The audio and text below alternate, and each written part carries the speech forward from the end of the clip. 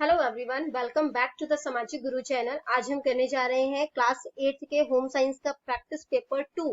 तो आपका paper pattern जो है वो कुछ इस तरीके का आएगा कि आपको टाइमिंग जो है वो 2 आवर्स की दी जाएगी और आपका पेपर 40 मार्क्स का होगा। ठीक है, पार्ट 1 जो है उसमें जो है वो आपको बहुविकल्पीय प्रश्न यानी कि ऑब्जेक्टिव टाइप क्वेश्चंस दिए जाएंगे। बच्चों, इसमें आपको एमसीक्यूज भी आ सकते हैं, फिलअप्स भी आ सकते हैं और सही गलत यानी कि ट्रू फॉल्स जो है वो भी आ सकते हैं। ठीक है, तो ये आपको टोटल 12 क्वेश्चंस दिए जाएंगे, एक एक नंबर के क्वेश्चंस हैं।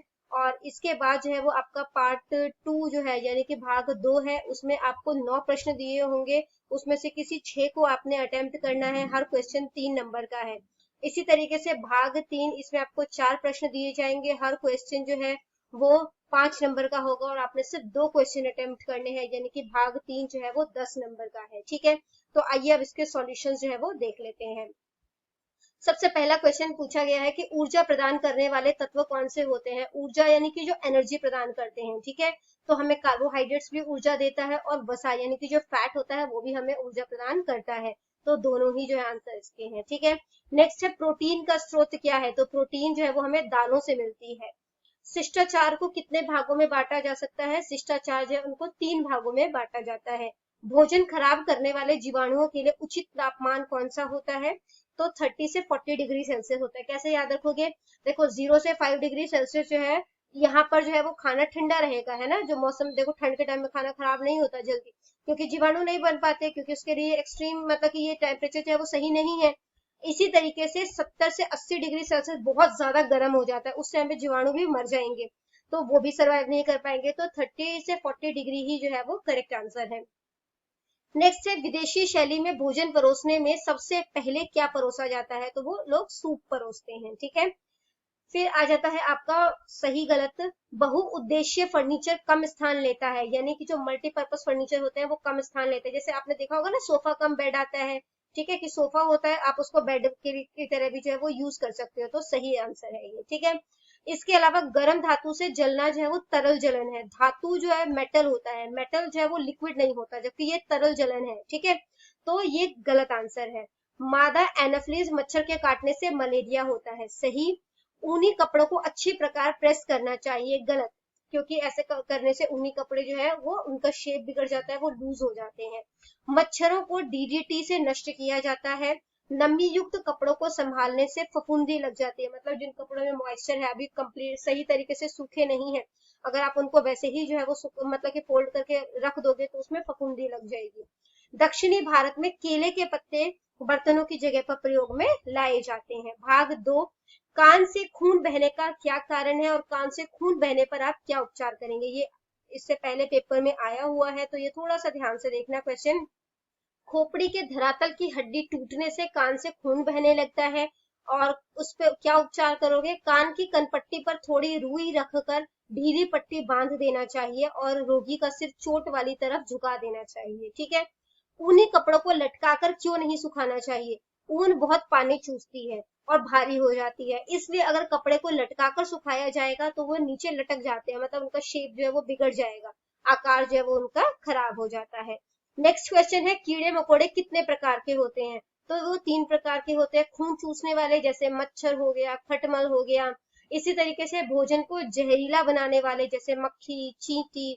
घर के सामान को हानि पहुंचाने वाले, जैसे कॉकरोच और दीमक हो गया। ठीक है, नेक्स्ट क्वेश्चन है भारतीय मौसम के अनुसार किस तरह का फर्नीचर होना चाहिए।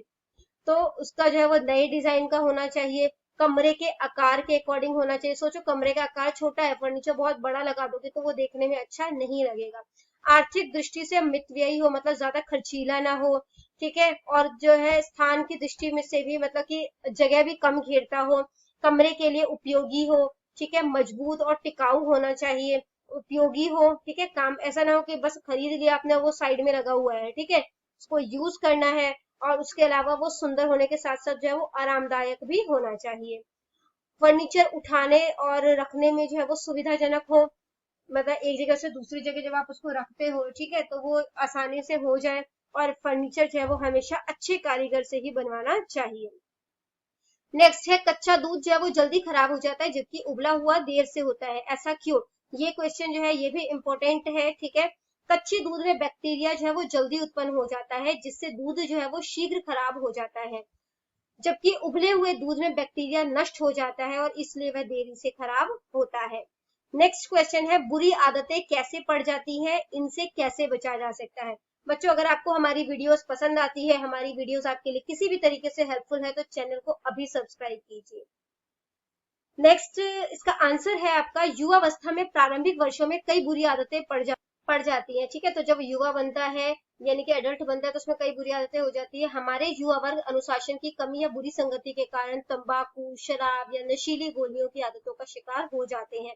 तो आपने अक्सर लोगों को जो है वो ये चीजें को जो है वो खाते हुए देखा होगा, है ना।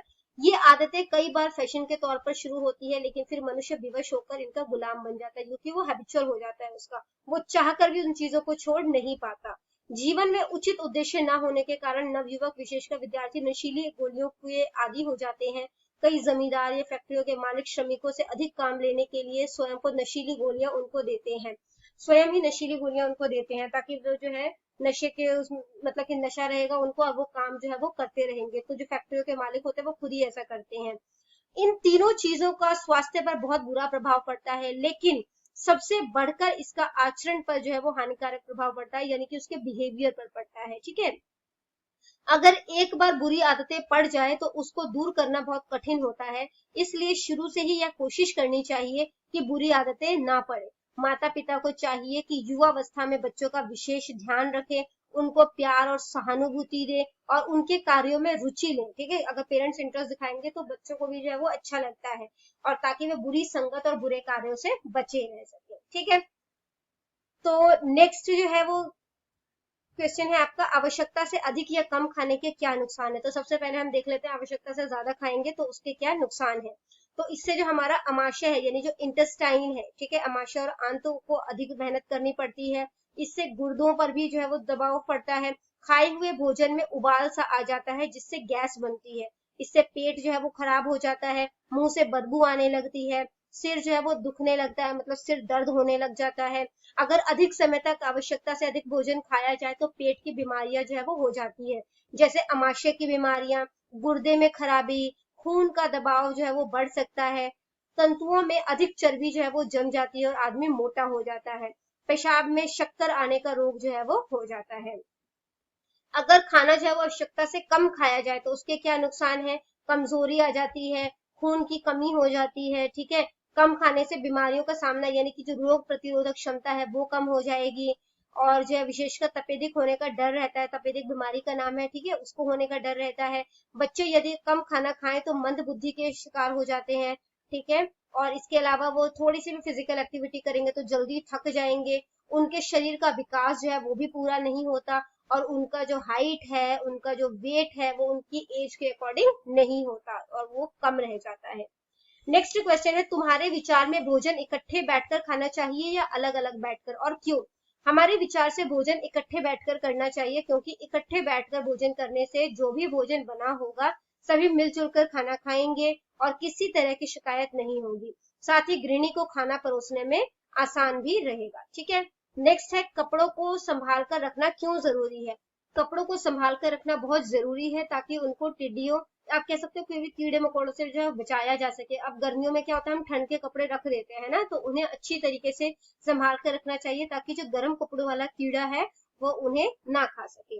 अब आ जाते हैं भाग 3 पर। तो आपसे क्वेश्चन पूछा गया है, जख्म कितनी तरह के होते हैं। तो जख्म 4 तरीके का होता है, कटा हुआ घाव या इसको आप कर्टित घाव भी कह सकते हैं। कभी कभी तेज चाकू, ब्लेड या कांच आदि के किनारे से लगकर रक्त बहने लगता है, यानी कि खून बहने लगता है, ये घाव गहरा हो जाता है तो धमनियां तथा नाड़ियां भी जो है वो कट जाती है। ठीक है, इसके अलावा होता है फटा हुआ घाव, इसको दीर्घ घाव भी बोला जाता है, और इस प्रकार के घाव सामान्यतः मशीन के कलपुर्जों, जानवरों के सींगों तथा पंजों द्वारा हो जाया कर।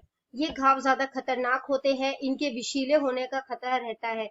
घाव के भर जाने पर भी शरीर पर स्थायी या भद्दे निशान जो है वो पड़ जाते हैं। थर्ड है संवेदित घाव। ठीक है, और इस प्रकार के घाव गोली लगने, लकड़ी की फांस चुभने, नुकीला हथियार लगने, कांटा चुभने आदि से हो जाता है। इन घावों का मुंह ऊपर से छोटा होता है और इनके बारे में सही अनुमान लगाना संभव नहीं होता। गोली लगने पर गोली निकालने का काम डॉक्टर पर छोड़ देना चाहिए। नेक्स्ट है कुचला हुआ घाव या कुचलित घाव, ठीक है, किसी भारी वस्तु के शरीर पर गिरने से, हथौड़े की चोट उंगली पर पड़ जाने से, दरवाजे के बीच उंगली आ जाने से जो घाव बनता है वह कुचला हुआ या कुचलित घाव कहलाता है, ठीक है। नेक्स्ट है सूती कपड़ों को संभालते समय कौन कौन सी बातों का ध्यान रखना आवश्यक है। तो इनको जो है वो हमेशा कपड़ों को हमेशा धोकर और अच्छी तरह सुखाकर रखना चाहिए, ठीक है। इसमें कलफ जो है वो लगाकर जो है वो अधिक दिनों के लिए नहीं रखना चाहिए। प्रेस करने के बाद कपड़ों की नमी को पूरी तरह समाप्त करके ही कपड़ों को संभालना चाहिए, वरना कपड़ों में फफूंदी लग जाती है। नमी युक्त कपड़ों में फफूंदी लग जाती है जिससे कपड़े कमजोर हो जाते हैं तथा उन पर दाग लग जाते हैं। अतः बरसात में कपड़ों को अलमारी या संदूक में अच्छी तरह बंद करके रखना चाहिए। धूप निकलने पर उन्हें धूप लगवाते रहना चाहिए। कपड़ों को नमी वाले स्थान में भूलकर भी नहीं रखना चाहिए। नेक्स्ट क्वेश्चन है आपका, कीड़े और जीव जंतु मारने के लिए कौन कौन सी कीटाणुनाशक दवाइयों का प्रयोग जो है वो किया जाता है। तो चूना जो कच्चा तथा बुझा हुआ हो दोनों ही इस्तेमाल किया जाता है। पोटेशियम परमैंगनेट जो लाल दवाई होती है, डीडीटी, ठीक है। इसके अलावा जो कॉपर सल्फेट होता है इसे हिंदी में नीला तुतिया बोलते हैं। और कार्बोलिक अम्ल जो कि कार्बोलिक साबुन है या घोल के रूप में, डेटॉल, फिनाइल कह सकते हो, फॉर्मेलिन, लाइसोल, ठीक है, क्लोरीन की गैस, गंधक का धुआं, इसके अलावा फॉर्मेल्डिहाइड गैस। नेक्स्ट है समाज के प्रति आपका क्या कर्तव्य है। तो मनुष्य एक सामाजिक प्राणी है। यदि कोई पुरस्कार प्रतिष्ठा किसी मनुष्य को मिलती है तो समाज से ही मिलती है।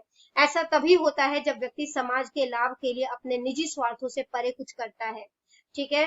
तो ये वर्ड जो है वो गलत लिखा हुआ है, कुछ करता है। प्रत्येक व्यक्ति का कर्तव्य है कि जिस समाज में वह रहता है वहां के रीति रिवाजों के अनुसार अपना जीवन व्यतीत करे। नशीली वस्तुओं का प्रयोग ना किया जाए, गंदगी ना फैलाई जाए, वातावरण को शुद्ध रखा जाए, देश की समाज की संपत्ति को हानि ना पहुंचाई जाए। यदि हम सभी अपने अपने हिस्से का काम उचित ढंग से करेंगे तो यह समाज स्वर्ग बन सकता है। तो यहाँ पर आपका प्रैक्टिस पेपर 2 कंप्लीट हो जाता है। इन केस कोई भी डाउट है आपको तो आप कमेंट सेक्शन में क्वेश्चन कीजिए, आपको रिप्लाई मिल जाएगा। Thank you very much.